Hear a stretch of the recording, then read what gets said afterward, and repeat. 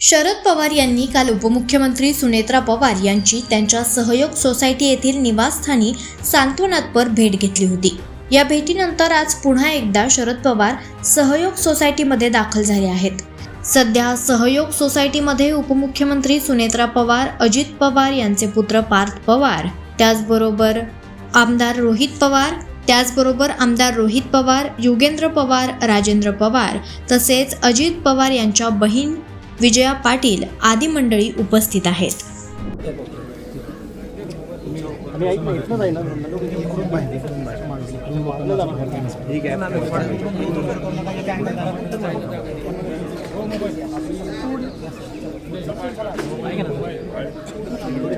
चला इथले जरा मागे साईड पुढे याच्या मागे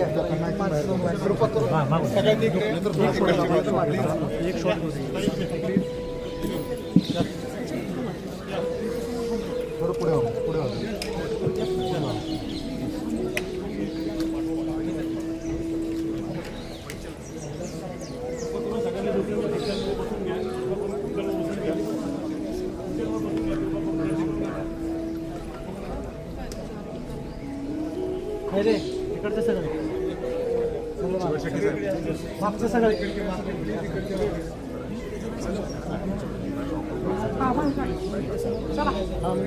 त्यांचं झालं।